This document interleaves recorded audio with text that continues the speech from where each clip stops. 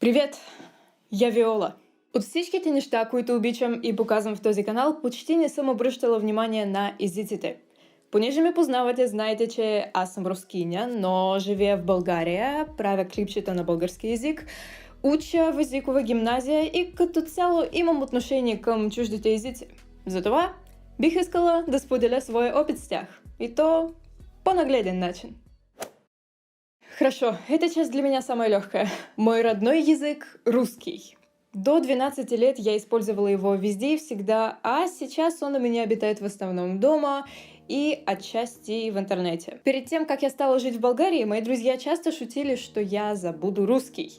Интересно, что получилось и так, и не совсем. Где-то мне действительно стало легче выражаться лексикой и грамматикой других языков. Мне стало страшно не хватать всего 3 грамматических времен в русском. Где-то я спотыкаюсь и думаю о правильном окончании какого-то склонения, либо же не уверена в том, как пишется или произносится это слово, и мне приходится спрашивать, как и в болгарском.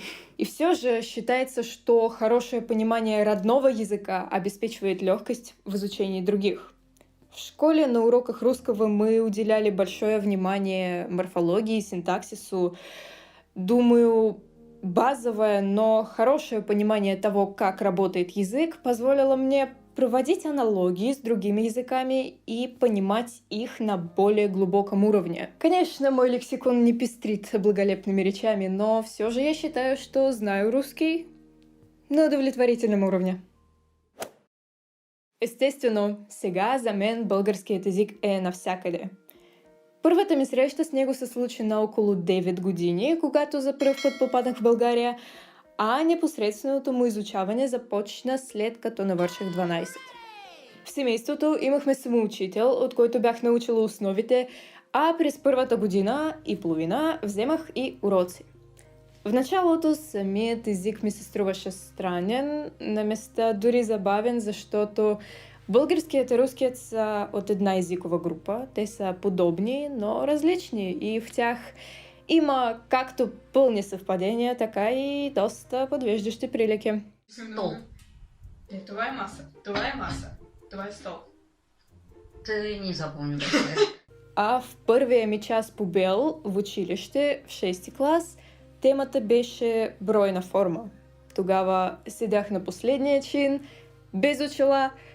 Въобще не разбирах какво се случва и ме беше наистина страх.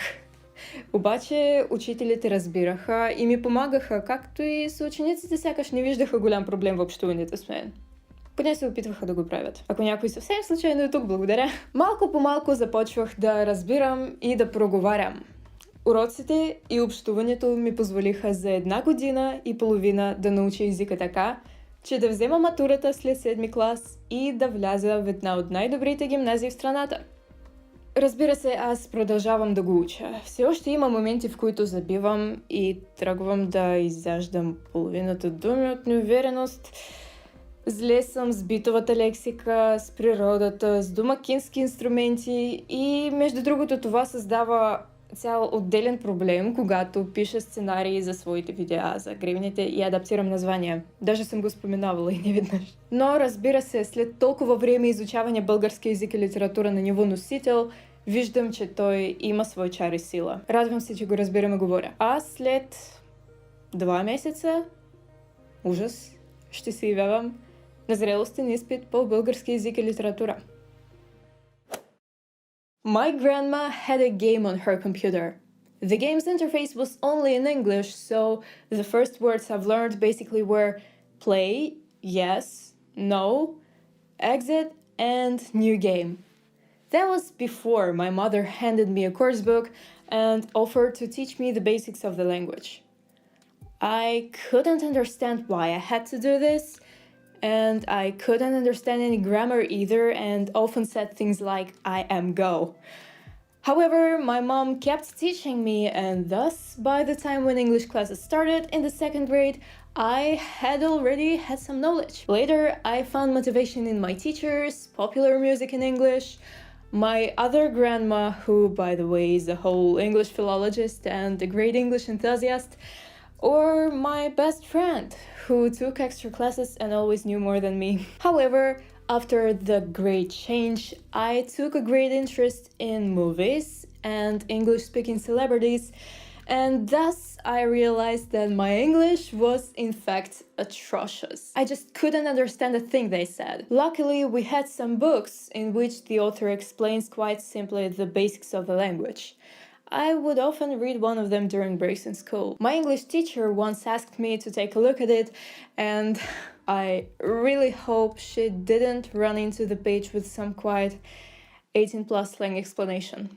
Speaking of the school, I once even got an F or a 2, a dvojka, on a vocabulary test. The main problem there was that I didn't know one half of the words in English and the other one in Bulgarian. Meanwhile, my wish to understand my idols grew stronger, and with it grew an ambiguous dream to study acting in the UK. I've decided to enter a foreign language school, which I did. There, during the first year of education, in the 8th grade, you are thoroughly immersed into your first language.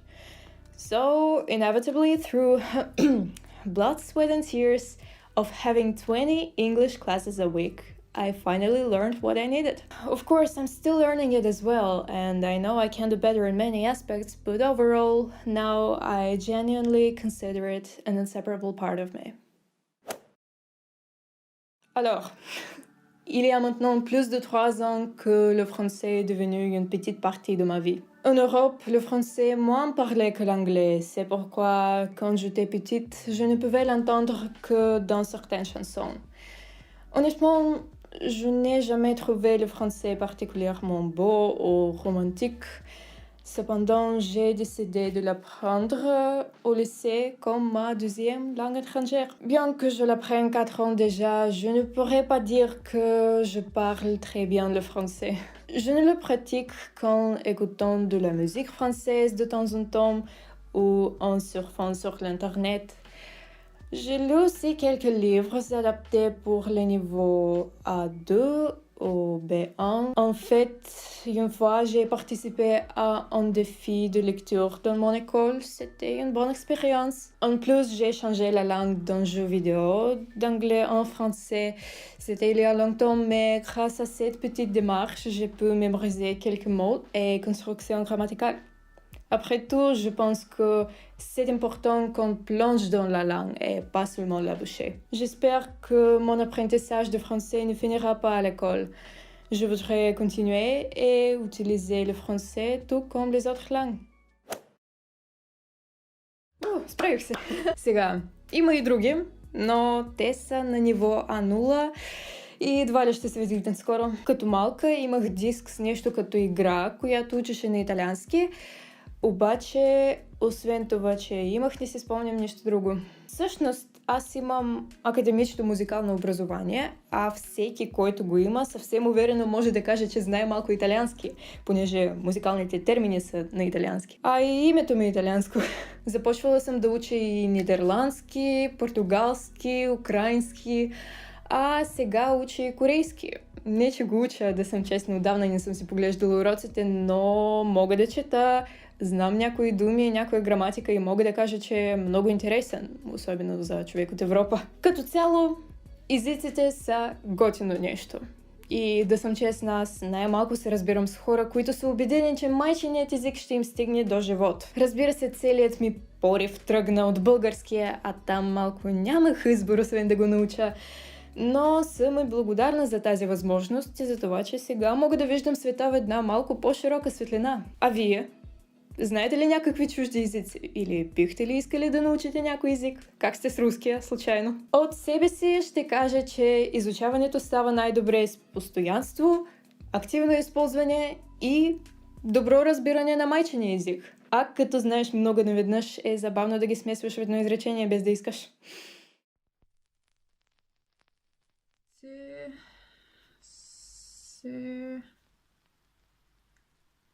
어떻게 one can найти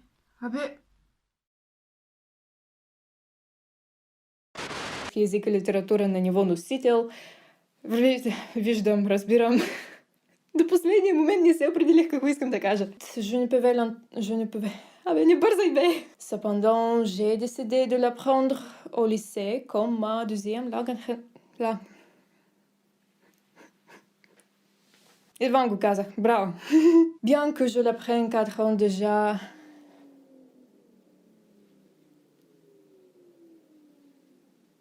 Малко италиански, понеже музикалните обозначения са и на италиански. Той не беше много на български, понеже музикалните термини са на италиански. Плетох се. Супер.